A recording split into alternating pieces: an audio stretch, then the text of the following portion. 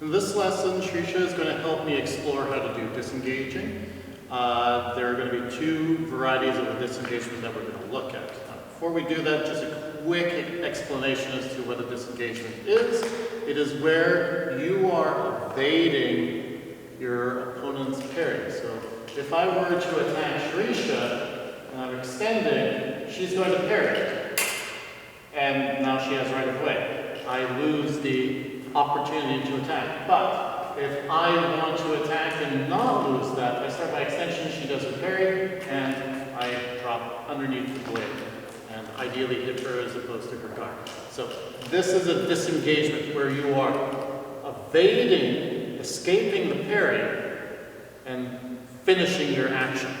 It's not broken time where you just pull your arm back and have them miss your blade. This is where it's a continuation of the attack. It is always going forward towards the target.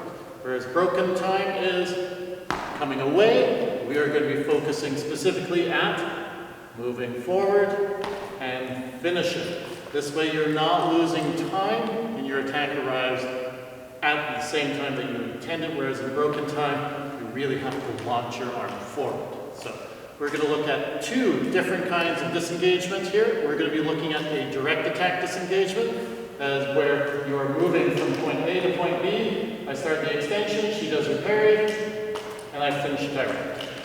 The second disengagement is where I'm in a deeper position. I'm moving forward, she does her parry, and I hit from a more oblique line. So these two are different. One is always going forward, the other one's exaggerated, doing more of a circular disengagement. So we're going to look at the first one with a direct attack. So for our first disengage, it's very simple, and that is half of the problem. We like to overcomplicate our actions. What we want to do is simply just extend, drop the point, finish the extension. In other words, that means it is a direct line. I go forward, I push down with my thumb, the tip drops, and I finish the extension because I've gone underneath of the surge.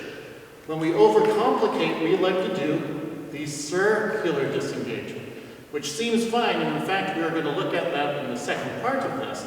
But the problem with a distance is if I do a circle disengagement against Shrisha's surge, so I start, she parries, there's my riposte, I land flat. Won't necessarily always happen, but it increases the odds. Why? Because I go from threatening a target to pointing completely away from it, and because I'm doing a direct attack, it's not a flick, I'm not bringing the tip down, I'm just passing the target. So in this instance, we're going to look at a very simple disengage. So Shrisha's going to start her extension, I'm going to do a parry, she pushes down with her thumb, and then hits me direct. Now, it's very simple. It's just the thumb pushing the point down, so we'll do that again. We're on guard. She starts her extension, and there is the attack. I do my surge, she goes under, and finishes. She doesn't even have to bring the blade up. It's not going down and then up. That takes too much movement. Instead, it's going forward, down, and finish the extension. Because the extension will raise the point. There's no need for you to pull it back up. For our second disengage, we're going to be looking at an indirect attack. That means I'm not attacking the forward line. It's not going to be facing me directly. This means it is oblique. You'll see this often. People are going to attack with a flick. So they're going against something that's oblique. They're going around to other sides. These are all targets that are not facing you directly. So if I was fencing Shrisha and I'm hitting something that is oblique, not facing me, it could be the shoulder, could be the inside line, could be her back. Now, regardless, if I do a direct attack, I'm moving forward, she does her surge, and I do that. There's no way I'm going to hit her shoulder because the target's not facing me. I continue the extension, I just go right past it. So to fix this problem, I need a larger disengagement that allows me to change the line of attack. So if I'm here, and I want her to do a deep parry, so I can get the target I want, I'm starting all the way out here in 6, I move forward, she does her parry. There's my big winding circular disengagement, and that allows me to hit the target that's not facing forward, because I've already set up that line. So we speed that up. I'm going to put my mask on. When we're on guard, I'm going to get Trisha to take just a few steps forward.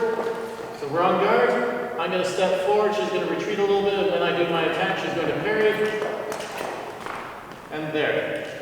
That's a good example. I start a big disengagement, and I can hit on the very far inside of her target.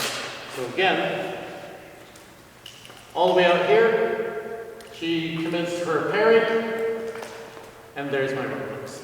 I don't want to do a small disengagement because I intend on getting very close to the target. It is very risky to do a small disengagement here because I'm going to jeopardize my point control. And if Shrisha does a very crisp parry, where she's just going to use her wrist, so I'm coming forward, she's already found it. There's no way I can get away with it. So you need something a little bit bigger. Now the difference between the two is that small action is very fast. It allows me to arrive quickly.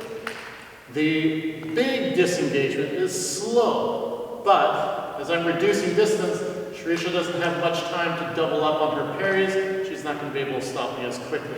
So it is more advantageous for infighting. But the small parry, where you're just pushing down with your thumb, is more advantageous for distance attacks when you're farther away. So again, this is what you're going to be doing in those situations. If you're fencing from farther away, you're going to be using the small disengagement. But if you're getting in really close, you're going to be using the big disengagement. Simply, same tool, different situation, different way